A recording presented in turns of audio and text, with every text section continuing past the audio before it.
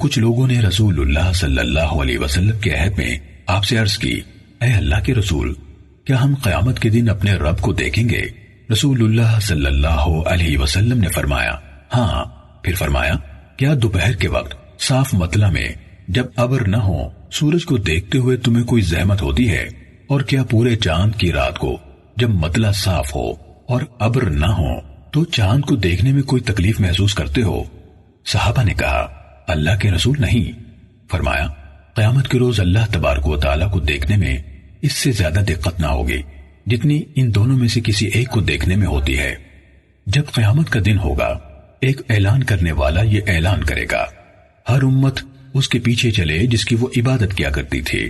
کوئی آدمی ایسا نہ بچے گا جو اللہ کے سوا بتوں اور پتھروں کو پوجتا تھا، مگر وہ آگ میں جا گرے گا، حتیٰ کہ جب ان کے سوا جو اللہ کی عبادت کرتے تھے وہ نیک ہوں یا بد، اور اہل کتاب کے بقیہ بعد کے دور کے لوگوں کے سوا کوئی نہ بچے گا تو یہود کو بلایا جائے گا اور ان سے کہا جائے گا، تم کس کی عبادت کرتے تھے؟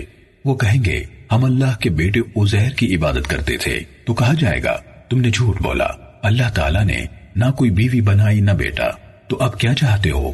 کہیں گے، پروردگار، ہمیں پیاس لگی ہے، ہمیں پانی پلا۔ تو ان کو اشارہ کیا جائے گا کہ تم پانی کے گھاٹ پر کیوں نہیں جاتے؟ پھر انہیں اکٹھا کر کے آگ کی طرف ہانک دیا جائے گا، وہ سراب کی طرح ہوگی، اس کا ایک حصہ دوسرے حصے کو توڑ رہا ہوگا، اور وہ سب ایک دوسرے کے پیچھے آگ میں گرتے چلے جائیں گے۔ پھر نصارہ کو بلایا جائے گا اور ان سے کہا جائے گا، تم کس کی عبادت کرتے تھے؟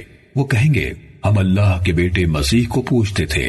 ان سے کہا جائے گا، تم جھوٹ بولتے ہو، اللہ نے نہ کوئی بیوی بنائی نہ کوئی بیٹا۔ پھر ان سے کہا جائے گا، اب تم کیا چاہتے ہو؟ وہ کہیں گے، ہم پیاسے ہیں، ہمارے پروردگار، ہمیں پانی پلا۔ آپ نے فرمایا، ان کو اشارہ کیا جائے گا، تم پانی کے گھاٹ پر کیوں نہیں جاتے؟ پھر انہیں اکٹھا کر کے جہنم کی طرف ہانکا جائے گا، وہ سراب کی طرح ہوگی، اور اس کا ایک حصہ شدت اشتعال سے دوسرے کو توڑ رہا ہوگا، وہ ایک دوسرے کے پیچھے آگ میں گرتے چلے جائیں گے، حتیٰ کہ جب ان کے سوا کوئی نہ بچے گا جو اللہ تعالیٰ ہی کی عبادت کرتے تھے، نیک ہوں یا بد۔ تو سب جہانوں کا رب سبحانہ و تعالی ان کی دیکھی ہوئی صورت سے کمتر یا مختلف صورت میں آئے گا اور فرمائے گا، تم کس چیز کا انتظار کر رہے ہو؟ ہر امت اس کے پیچھے جا رہی ہے جس کی وہ عبادت کرتی تھی۔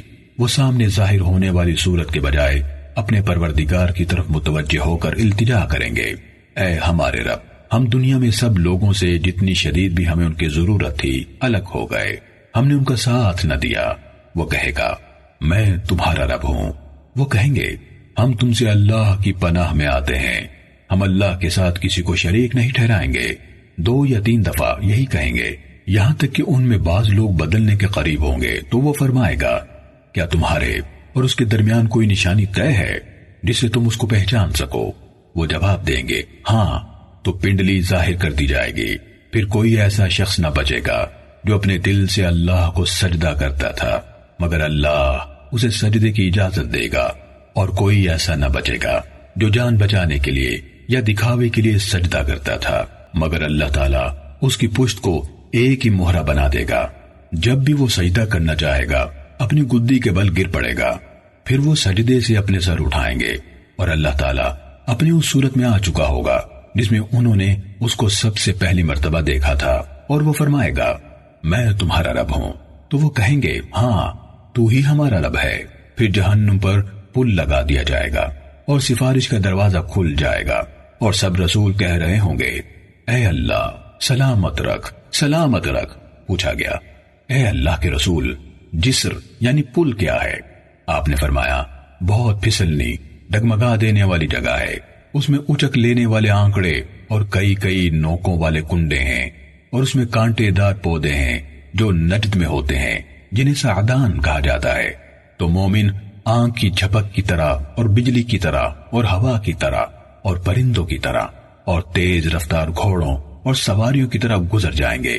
کوئی صحیح سالم نجات پانے والا ہوگا اور کوئی زخمی ہو کر چھوڑ دیا جانے والا، اور کوئی جہنم کی آگ میں تہ بتہ لگا دیے جانے والے، یہاں تک کہ جب مومن آگ سے خلاصی پا لیں گے تو ذات کی قسم جس کے ہاتھ میں میری جان ہے، تم میں سے کوئی پورا حق وصول کرنے کے معاملے میں اس قدر اللہ سے منت اور آہوزاری نہیں کرتا جس قدر قیامت کے دن مومن اپنے ان مسلمان بھائیوں کے بارے میں کریں گے جو آگ میں ہوں گے۔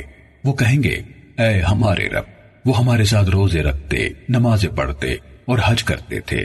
تو ان سے کہا جائے گا تم جن کو پہچانتے ہو انہیں نکال لو، ان کی صورتیں آگ پر حرام کر دی گئی ہوں گی۔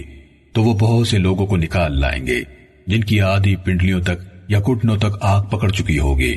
پھر وہ کہیں گے ہمارے رب، جنہیں نکالنے کا تو نے حکم دیا تھا ان میں سے کوئی دوزخ میں نہیں رہا۔ تو وہ فرمائے گا واپس جاؤ، جس کے دل میں دینار بھر خیر یعنی ایمان پاؤ اس کو نکال لاؤ۔ تو وہ بڑی خلقت کو نکال لائیں گے، پھر کہیں گے ہمارے رب، جنہیں نکالنے کا تو نے حکم دیا تھا ان میں سے کسی کو ہم نے دوزخ میں نہیں چھوڑا۔ وہ پھر فرمائے گا واپس جاؤ، جس کے دل میں آدھے دینار کے برابر خیر پاؤ اس کو نکال لاؤ۔ تو وہ پھر سے بڑی خلقت کو نکال لائیں گے، پھر وہ کہیں گے ہمارے رب، جنہیں نکالنے کا تو نے حکم دیا تھا ہم نے ان میں کسی کو دوزخ میں نہیں چھوڑا۔ وہ پھر فرمائے گا واپس جاؤ، جس کے دل میں ایک ذرے کے برابر خیر پاؤ اس کو نکال لاؤ۔ تو وہ کثیر خلقت کو نکال لائیں گے، پھر وہ کہیں گے ہمارے رب، ہم نے اس میں کسی صاحب خیر کو نہیں چھوڑا، یعنی ایمان ایک ذرے کے برابر بھی ہو سکتا ہے۔ ابو سعید خدری رضی اللہ عنہ کہا کرتے تھے اگر تم اس حدیث میں میری تصدیق نہیں کرتے تو چاہو تو یہ آیت پڑھ لو، بے شک اللہ ایک ذرہ برابر ظلم نہیں کرتا، اور اگر کوئی نیکی ہو تو اس کو بڑھاتا ہے اور اپنی طرف سے اجر عظیم دیتا ہے۔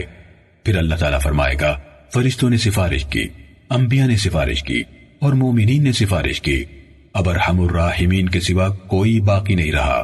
تو وہ آگ سے ایک مٹھی بھرے گا اور ایسے لوگوں کو اس میں سے نکال لے گا جنہوں نے کبھی بھلائی کا کوئی کام نہیں کیا تھا اور وہ جل کر کوئلہ ہو چکے ہوں گے۔